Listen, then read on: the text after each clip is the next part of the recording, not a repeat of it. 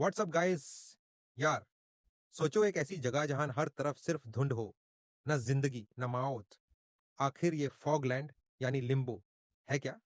चलो आज इस मिस्ट्री को सॉल्व करते हैं। बैरन जमीन पर आर्मर्ड व्हीकल्स की एक लंबी कॉन्वॉय तेजी से आगे बढ़ रही थी। हर तरफ सन्नाटा था।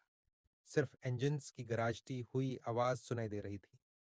और इन गाड़ियों के अंदर बैठे थे ना सोल्जर्स, ना डिटेक्टिव्स, बल्कि टीचर्स।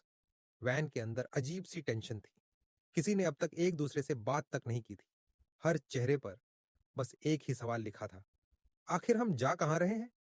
तभी सामने बैठा सिक्योरिटी ऑफिसर ठंडी आवाज में बोला, आप सबको ब्रीफिंग मिल चुकी है, लेकिन एक बार फिर याद दिला देता हूं, डिजाइनेटेड एरिया से बाहर मत जाइए और कोई भी ऐसी बात या हरकत मत कीजिए जो इनमेट्स को प्रोवोक करे। उसकी आवाज में मजाक की बिल्कुल भी जगह नहीं थी। कुछ देर की अनकंफर्टेबल साइलेंस के बाद एक ब्लॉन्ड लड़की हुए बोली, उम हेलो, मैं लारा हूं, मैं साइंस पढ़ती हूँ। शायद वह सिर्फ माहौल हल्का करना चाहती थी। उसके बगल में बैठा एक शांत सा आदमी उसकी तरफ देखकर बोला, मैं डेंटे कांग हूँ और मैं भी साइंस टीचर हूँ। लारा हंसी, वाओ, रियली? तो हम दोनों सेम सब्जेक्ट पढ़ाते हैं। लगता है साइंस सबसे ज्यादा डिमांड में था। तब एक मिडिल एज्ड आदमी हंसकर बोला, मेरे सब्जेक्ट की तो कोई डिमांड ही नहीं थी, मैं एथिक्स पढ़ाता हूँ। हा हा हा। उसकी बात सुनकर एक और आदमी मुस्कुराया। सच कहूं तो एथिक्स सब इनमेट्स के लिए मैंडेटरी होना चाहिए। वैसे मैं म्यूजिक टीचर हूं। दूसरी तरफ से आवाज आई, मैं आर्ट्स पढ़ती हूं। और सामने बैठी एक औरत ने सीधा जवाब दिया, मैथमेटिक्स। पहली बार उस वैन में थोड़ा सा नॉर्मल माहौल बना। सबको लगा शायद वह बेकार में इतना डर रहे थे। उन्होंने चैन की सांस ली। लेकिन तभी एक टीचर धीरे से बोला, तुम लोगों ने नोटिस किया, हम यहां तक पूरे रास्ते आए और किसी ने एक भी शब्द नहीं बोला। उसके चेहरे पर जबरदस्ती की मुस्कान थी, लेकिन आंखों में डर साफ नजर आ रहा था। आई गेस सब नर्वस हैं। मेरा मतलब, किसने सोचा था कि हमें इस जगह को देखने का मौका मिलेगा? और रिसर्चर की यह बात सुनते ही पूरी गाड़ी में एक अजीब सी खामोशी छा गई। सब लोग जो अभी तक हंसी मजाक कर रहे थे, अचानक सीरियस हो गए। एक ने हिचकिचाते हुए पूछा, मतलब, तुम कहना क्या चाहते हो? क्या फॉगलैंड सच में किसी और वजह से बनाया गया था? वो आदमी धीरे से खिड़की के बाहर घने कोहरे की तरफ देखते हुए बोलता है, सोचो, दुनिया की सबसे बड़ी ताकतीन एक साथ आई सिर्फ एक प्रिजन बनाने के लिए, और वो भी उस जगह पर जहां एक विशाल मीटियोर गिरा था। क्या तुम्हें यह नॉर्मल लगता है?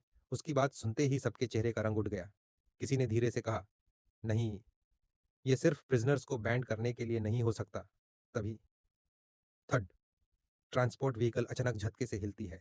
ड्राइवर की आवाज स्पीकर से गूंजती है, सब लोग अपनी सीट पर बैठ जाओ, हम फॉगलैंड के मैन गेट पर पहुंचने वाले हैं। जब उस मोटे प्रोफेसर ने कहा कि शायद वहां जाकर वो मॉन्स्टर्स को पढ़ाएंगे, तो पूरी गाड़ी में एक अजीब सा सन्नाटा छा गया।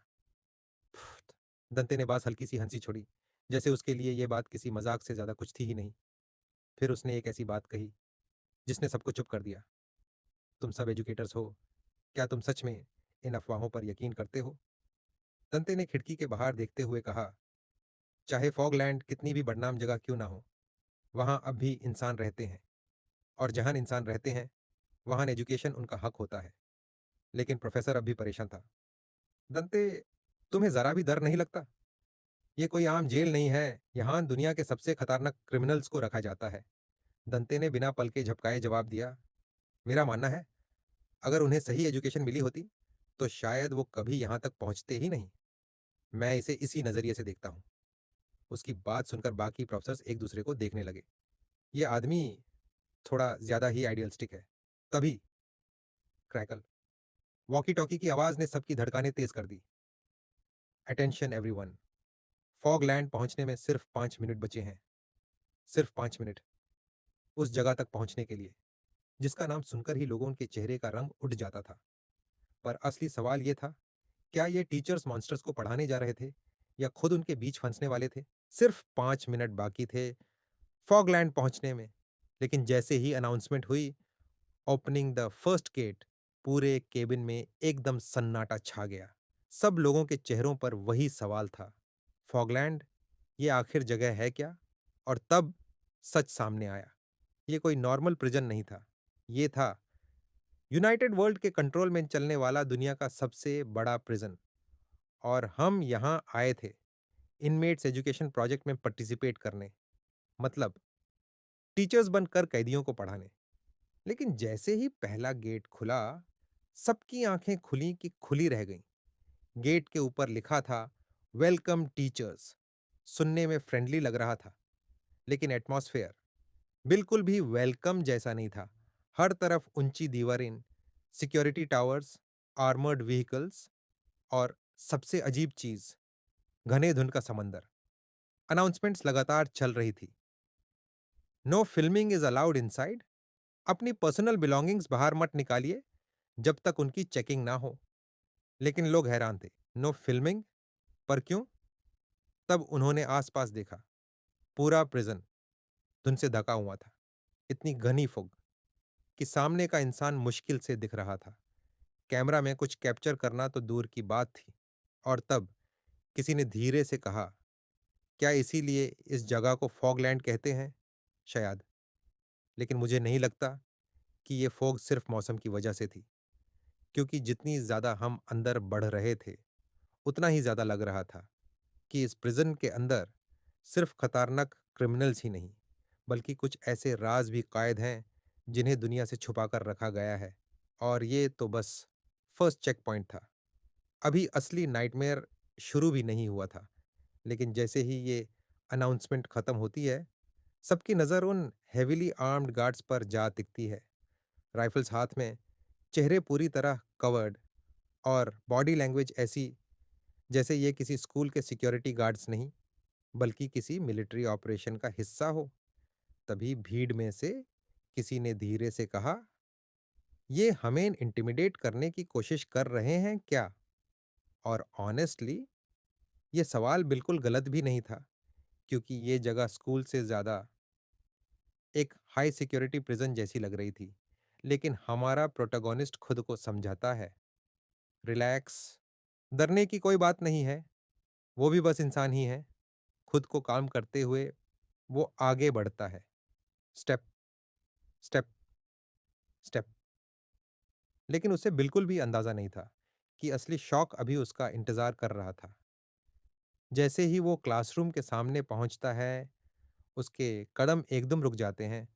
उसके सामने एक क्लासरूम था, लेकिन बिल्कुल वैसा नहीं जैसा हम और आप इमेजिन करते हैं। स्टूडेंट्स के बैठने की जगह अलग थी, और टीचर की जगह एक मोटी ट्रांसपेरेंट वॉल के पीछे। टीचर भी उतने ही कंफ्यूज्ड लग रहे थे। उनके चेहरे पर सिर्फ एक ही सवाल लिखा था, ये हो क्या रहा है? हमारा प्रोटैगनिस्ट अंदर ही अंदर सोचता है। एक क्लासरूम जो दीवार से सेपरेट किया गया हो, ये कुछ ज्यादा ही एक्सेसिव नहीं है? फिर उसकी नज़र व्हाइट बोर्ड पर पड़ती है, और वो और भी कंफ्यूज हो जाता है। स्टूडेंट्स व्हाइट बोर्ड देख भी नहीं पाएंगे, फिर टीचर पढ़ाएंगे कैसे? अपनी क्यूरियोसिटी को कंट्रोल ना कर पाते हुए टीचर उस ग्लास पर नॉक करते हैं। क्लॉन्क, क्लॉन्क। और उस आवाज को सुनते, नॉक, नॉक। दरवाजे पर अचानक हुई इस नॉक ने मिस्टर कंग के दिल की धड़कन एक पल के लिए रोक दी। Mister Kang? उन्होंने हल्की सी घबराहट के साथ जवाब दिया। यस। दरवाजा बस इतना सा खुला, और अंधेरे में खड़ा एक हेवीली आर्म्ड गार्ड धीमी आवाज में बोला, the inmates will enter the classroom now. एक सिंपल सेंटेंस, लेकिन अस सेंटेंस के पीछे छुपी हुई थी एक अजीब सी वार्निंग। गार्ड ने ठंडी आवाज में फिर कहा, once again, do not leave this area under any circumstances until the class is officially over। यानी चाहे कुछ भी हो जाए, यहां से बाहर मत निकलना। मिस्टर कंग के चेहरे पर पसीने की बूंदें उभर आई। उनकी आंखों में कंफ्यूजन भी था, और दार भी। आखिर ऐसी कौन सी क्लास थी जहां टीचर को पहले ही वार्निंग दी जा रही थी कि जिंदा रहना है तो रूम से बाहर मत निकलना? स्लम। दरवाजा जोर से बंद हो गया, और कमरे में फैल गई एक अजीब सी खामोशी। मिस्टर कांग ने गहरी सांस ली। लेकिन उनके अंदर का डर अब और भी ज़्यादा बढ़ चुका था। फिर क्लाक बाहर किसी भारी लोहे के गेट के खुलने की आवाज़ गूंजी और अगले ही पल क्लंक धुएं के बीच वह नज़ारा सामने आया जिसे देखकर किसी भी इंसान का खून जम जाए। ऑरेंज प्रिजन यूनिफॉर्म्स में बंधे हुए कैदी, लेकिन ये आम कैदी नहीं थे। किसी के चेहरे पर लोहे का पिंजरा था, किसी की आंखें नीली चमक रही थी, किसी के दांत जानवरों की तरह बाहर निकले हुए थे, और कुछ के चेहरे देखकर यह समझना मुश्किल था कि वो अब भी इंसान थे या कुछ और बन चुके थे। चेन्स की खनाक के साथ ये स्टूडेंट्स क्लासरूम की तरफ बढ़ रहे थे, और मिस्टर कंग को तब एहसास हुआ कि शायद ये उनकी जिंदगी की सबसे खतरनाक क्लास होने वाली थी और असली नाइटमेयर अब शुरू होने वाला था। कभी-कभी किसी क्लासरूम में एंटर होने से पहले ही समझ आ जाता है कि आज कुछ अलग होने वाला है। कंग जैसे ही सामने देखता है, उसके दिमाग में सिर्फ एक ही रिएक्शन चल रहा होता है, ये मैंने अभी क्या देख लिया। उसके सामने बैठे हुए स्टूडेंट्स स्टूडेंट्स कम नाइटमेयर ज़्यादा लग रहे हैं। क्या ये लोग वाकई इंसान हैं? लेकिन उसके बाद उसकी नज़र दो और स्टूडेंट्स पर पड़ती है, और इस बार कन्फ्यूजन और भी गहरा हो जाता है, क्योंकि अगर बाकी सबको देखकर डर लग रहा था, तो इन दो को देखकर एक और प्रॉब्लम सामने आ जाती है। अगर ये सच में क्लास अटेंड करने वाले हैं, तो ये नॉर्मल एजुकेशन सिस्टम में फिट कैसे होंगे? कैसे सीखेंगे? कैसे अडेप्ट करेंगे? और सबसे बड़ा सवाल, क्या टीचर्स इन्हें स्टूडेंट्स की तरह ट्रीट कर पाएंगे या मॉन्स्टर्स की तरह? इस पूर सीन का सबसे टेरिफाइंग पार्ट अन क्रीचर्स का अपीयरेंस नहीं है, बल्कि वो रियलाइजेशन है कि शायद इंसान और मॉन्स्टर के बीच की लाइन उतनी क्लियर है ही नहीं जितनी हम समझते हैं। और जब एक सिस्टम उन लोगों को एजुकेट करने की कोशिश करता है जो उस सिस्टम की डेफिनेशन में फिट ही नहीं होते, तब सिर्फ उनका टेस्ट नहीं होता, टीचर्स का भी होता है, इंस्टीट्यूशंस का भी होता है, और ह्यूमैनिटी का भी होता है। और कहीं अंधेरे में एक आदमी ये सब देखकर बस इतना सोचता है, हो सकता है हम स्टूडेंट्स नहीं, मॉन्स्टर्स को पढ़ाने वाले हैं। लेकिन असली सवाल अभी भी वही है, मॉन्स्टर कौन है? वो जो अलग दिखता है, या वो जो समझने से पहले फैसला सुना देता? दंते ने अपने आप को मेंटली शेक किया। नहीं, ये क्या बकवास सोच रहा हूं मैं? उसने गहरी सांस ली। काम डाउन दंते, संभल जाओ, आखिर ये सब भी तो इंसान ही हैं। फिर एक और ख्याल उसके दिमाग में आया। हाँ, बस इंसान, ऐसे लोग जिनको शायद कभी प्रॉपर एजुकेशन का मौका ही नहीं मिला। उसने गला साफ किया, माइक्रोफोन को सीधा पकड़ा और एक प्रोफेशनल स्माइल के साथ क्लास की तरफ देखा। अहम, अहम, सबसे मिलकर खुशी हुई। मेरा नाम डेंटे कांग है, और आज से मैं आपका साइंस इंस्ट्रक्टर हूँ। अंदर ही अंदर वह खुद को याद दिला रहा था, मैं एक प्रोफेशनल हूँ, मुझे बस अपना काम करना है। आइस ब्रेक करने के लिए डेंटे ने हल्का सा मजाक करने का फैसला किया। वैसे मुझे बताया गया था कि यहाँ आर्ट और म्यूजिक जैसे काफी इंटरेस्टिंग सब्जेक्ट्स अवेलेबल थे, लेकिन सबसे ज्यादा डिमांड साइंस की थी। एक पल के लिए वो रुका। सच कहूं तो मुझे समझ नहीं आ रहा कि आखिर क्यों। फिर उसने मुस्कुराते हुए पूछा, कहीं तुम लोग रॉकेट बनाकर प्रिजन से भागने का प्लान तो नहीं कर रहे? और अगले ही सेकंड पूरी क्लास बिल्कुल खामोश हो गई। ना कोई हंसी, ना कोई रिएक्शन, सिर्फ सन्नाटा। और उस सन्नाटे के बीच पीछे से एक अजीब सी आवाज आई, हे। दंते के चेहरे की मुस्कान धीरे धीरे जमने लगी। उसने क्लास की तरफ देखा, और उसके दिमाग में सिर्फ एक ही बात चल रही थी, ये बहुत ही ऑकवर्ड हो गया। सच में ये माहौल दम घोंटने वाला है। लेकिन दंते को अभी बिल्कुल अंदाजा नहीं था कि ये क्लास उसकी जिंदगी की सबसे अजीब, सबसे खतरनाक और शायद सबसे यादगार क्लास बनने वाली थी। आज का लेसन रॉकेट्स नहीं है, आज का लेसन है स्वीट पोटैटोज। जी हाँ, बिल्कुल सिंपल, एक छोटा सा स्वीट पोटैटो, एक ग्लास, थोड़ा सा पानी और थोड़ा सा वक्त। ये एक्टिविटी असल में एलिमेंट्री स्कूल के बच्चों के लिए होती है, अन बच्चन के लिए, जिनको बचपन में मौका मिला होता है किसी चीज़ को अपनी आँखों के सामने बढ़ते हुए देखने का, उसे सँभलने का, उसकी फ़िक्र करने का, लेकिन यहाँ बैठे इन लोगों को शायद ज़िंदगी ने कभी वो मौका दिया ही नहीं। शुरू में उन्हें ये सब बचकाना लगेगा, शायद वो हँसेंगे, सोचेंगे, हम क्रिमिनल्स हैं और हमें आलू उगाना सिखाया जा रहा है। लेकिन फिर एक दिन उस स्वीट पोटैटो के नीचे छोटी-सी जड़ निकलती है, फिर दूसरी, फिर तीसरी और धीरे-धीरे एक छोटे से ग्लास में रखी हुई वो बेजान-सी चीज़ ज़िंदा लगने लगती है। उन्हें समझ आता है कि सिर्फ़ एक कप, थोड़ा-सा पानी और रोज़ के कुछ सेकंड्स की केयर किसी चीज़ की पूरी ज़िंदगी बदल सकती है। और जब वो छोटा-सा स्वीट पोटैटो हरे-भरे पट में बदल जाता है, तब लेसन गार्डनिंग का नहीं रहता, तब लेसन बन जाता है रिस्पॉन्सिबिलिटी का, पेशेंस का, केयर का और सबसे इम्पोर्टेंट लाइफ़ की वैल्यू का। क्योंकि जो इंसान किसी छोटी-सी ज़िंदगी को बढ़ते हुए देख लेता है, शायद वो पहली बार समझता है कि तोड़ देना आसान होता है, लेकिन किसी चीज़ को जीने देना, उसकी देखभाल करना और उसे ग्रो करते देखना, उसमें असली ताकत छुपी होती है।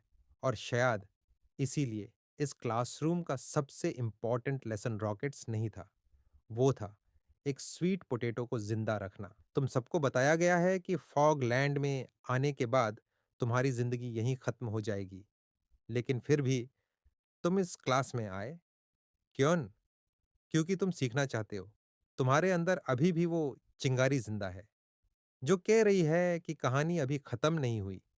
फिर उसने डेस्क पर रखी एक अजीब-सी चीज़ उठाई, एक स्वीट पोटैटो, और बोला, "तुम सब इस स्वीट पोटैटो की तरह हो।" सब प्रिज़नर्स कन्फ्यूज़्ड हो गए। टीचर ने मुस्कुराते हुए बात आगे बढ़ाई, "चाहे इसे किसी भी मिट्टी में डाल दो, चाहे हालात कितने भी बुरे क्यों ना हो, इसके अंदर बढ़ने की ताकत होती है। Infinite potential. ये अपनी सर्कमस्टेंसेस के सामने हार नहीं मानता। और इसीलिए आज से हम स्वीट पोटैटोज़ उगाना सीखेंगे।" 1 सेकंड के लिए पूरी क्लास में सन्नाटा छा गया। टीचर को लगा उसने सबको इंस्पायर कर दिया है।